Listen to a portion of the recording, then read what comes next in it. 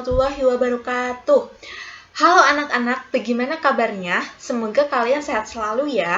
Nah, pada pertemuan hari ini kita akan melanjutkan pembahasan pada pertemuan kemarin ya, di mana kemarin kita sudah membahas sebagian dari akun-akun yang perlu masuk dalam jurnal penyesuaiannya. Dan pada pertemuan kali ini kita akan melanjutkan pembahasan tersebut. Nah, sebelum kita melanjutkan materi, alangkah baiknya kita berdoa terlebih dahulu. Berdoa dipersilakan. Berdoa selesai. Silakan tuliskan nomor absen dan nama kalian di kolom komentar sebagai bentuk presensi kehadiran kalian ya. Dan jangan lupa siapkan alat tulisnya untuk mencatat hal-hal yang penting. Langsung saja kita ke materinya ya. Oke, kalau pertemuan kemarin kita membahas sampai pendapatan yang masih harus diterima. Dan sekarang kita lanjutkan yaitu pada beban yang masih harus dibayar. Nah, beban yang masih harus dibayar adalah beban yang realisasi pembayarannya belum terjadi, tetapi sudah menjadi beban bagi perusahaan karena perusahaan sudah menerima manfaatnya sehingga merupakan utang pada periode yang bersangkutan. Contoh soal. Pada tanggal 31 Desember 2019, masih harus dibayar beban listrik, air, dan telepon sebesar Rp4.900.000. Maka jurnal penyesuaian yang dibuat adalah beban listrik, air, dan telepon pada utang beban sebesar Rp4.900.000. Lalu selanjutnya, ada taksiran piutang tak tertagih. Nah, jika ada piutang yang tidak dapat ditagih, perusahaan harus mencatat kerugian piutang. Terdapat dua metode pencatatan, yaitu yang pertama ada metode langsung, dan yang kedua ada metode tidak langsung. Yang pertama kita akan bahas mengenai metode langsung atau direct method. Pada metode ini, perusahaan itu mengakui rugi apabila piutang benar-benar tidak dapat ditagih pada akhir periode. Perusahaan tidak membuat atas taksiran kerugian piutang. Contoh soalnya seperti ini. Pada tanggal 31 Desember 2019, terdapat saldo piutang usaha sebesar Rp275 juta. Data penyesuaian menyebutkan bahwa seorang debitur jatuh pailit sehingga piutang sebesar Rp1 juta harus dihapuskan.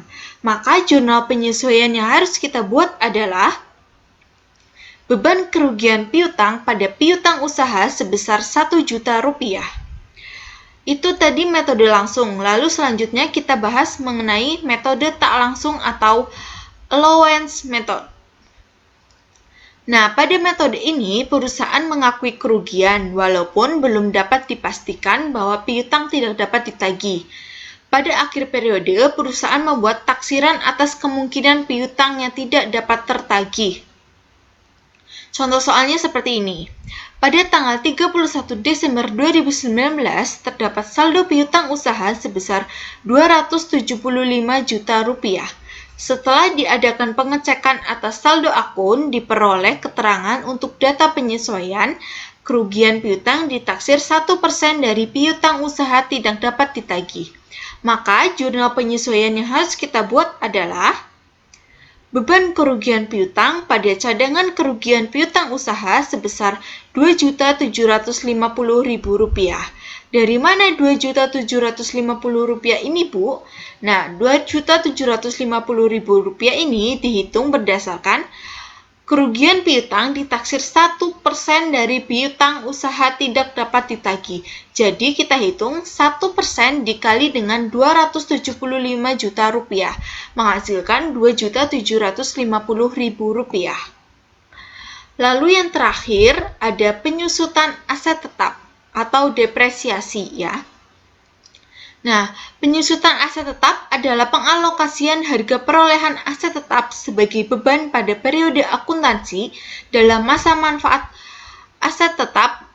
Nilai aset tetap turun setiap saat sehingga setiap habis masa penggunaan dianggap sudah tidak memberikan manfaat ekonomi bagi perusahaan. Nah, akibat turunnya nilai aset tetap ini dicatat pada tiap akhir periode akuntansi dengan mendebit beban penyusutan dan mengkredit akumulasi penyusutan. Contoh soalnya seperti ini. pada tanggal 31 Desember 2019 terdapat peralatan sebesar 375 juta rupiah. Berdasarkan hasil kebijakan akuntansi, diperoleh keterangan bahwa peralatan disusutkan 12% dari harga perolehan dengan umur ekonomis 8 tahun. Maka jurnal penyesuaian yang kita buat adalah beban penyusutan peralatan pada akumulasi penyusutan peralatan sebesar 45 juta rupiah. Dari mana 45 juta rupiah ini? Dari 12% dikali dengan 375 juta rupiah. Nah, itu tadi akun-akun yang masuk dalam jurnal penyesuaian. Lalu untuk tambahan, Ibu akan memberikan sedikit informasi mengenai jurnal koreksi. Nah, apa itu jurnal koreksi? Sebelum kita membahas pengertian dari jurnal koreksi, kita akan membahas terlebih dahulu yaitu kesalahan apa saja yang biasa dilakukan ketika kita akan menyusun laporan keuangan.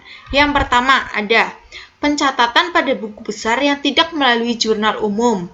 Jika ini terjadi, cukup segera susun jurnal sesuai dengan transaksi tersebut, berikan keterangan yang singkat, padat dan jelas sehingga para pembaca keuangan dapat menerima alasan tersebut dengan baik.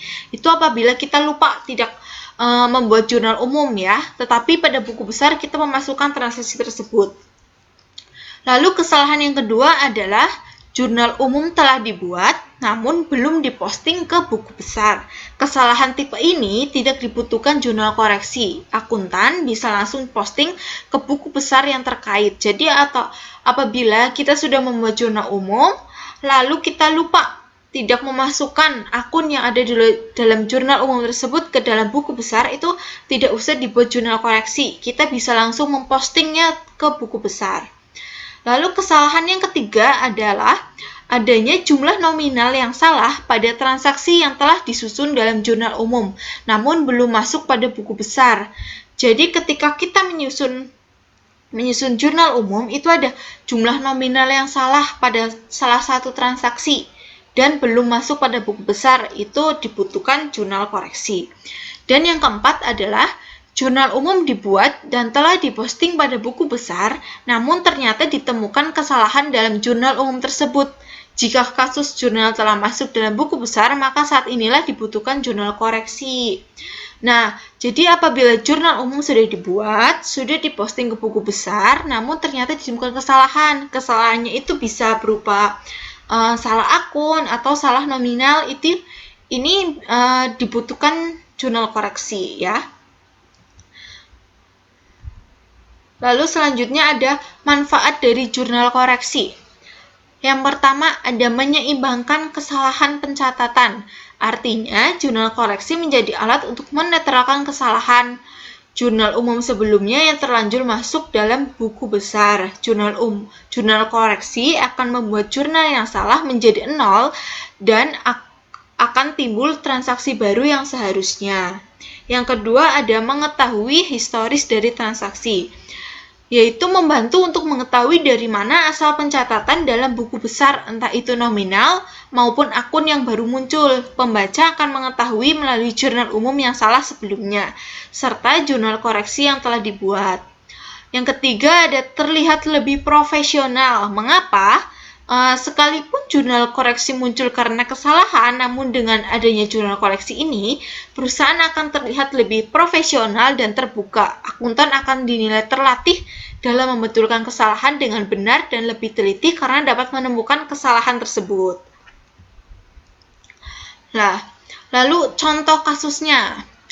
Pada tanggal 20 Oktober 2019, perusahaan membeli perlengkapan kantor berupa komputer dengan total harga Rp20.500.000 secara tunai. Maka atas transaksi tersebut akan muncul jurnal umum sebagai berikut. Pada tanggal 20 Oktober, jurnal umumnya adalah komputer pada kas sebesar Rp20.500.000. Nah, pada saat diposting ke buku besar, ternyata itu ada kesalahan nominal. Seharusnya kan 20 juta, Rp500.000, tetapi akuntan menuliskannya sebesar Rp25.500.000. Nah, maka kesalahan ini perlu disusun jurnal koreksi dengan langkah-langkah sebagai berikut. Yang pertama, kita harus membuat jurnal pembalik di mana kita mengenolkan kesalahan tadi. Kan pada jurnal umum tertulis komputer pada kas 20.500.000, lalu kita balik. Kas pada komputer Rp20.500.000. Jadikan saldonya 0 ya. Lalu kita buat jurnal koreksi atau mencatat jurnal yang seharusnya disusun, yaitu komputer pada kas sebesar Rp25.500.000. Seperti itu ya. Ibu rasa cukup sampai di sini pembelajaran mengenai jurnal penyesuaian dan tambahan mengenai jurnal koreksi. Kurang lebihnya Ibu mohon maaf apabila dalam penyampaiannya Ibu masih kurang jelas. Kalau ada yang ditanyakan, silakan kalian bisa tanyakan ke Ibu melalui WhatsApp grup atau WhatsApp pribadi juga boleh. Semangat terus dalam belajar dan terima kasih. Ibu akhiri. Wassalamualaikum warahmatullahi wabarakatuh.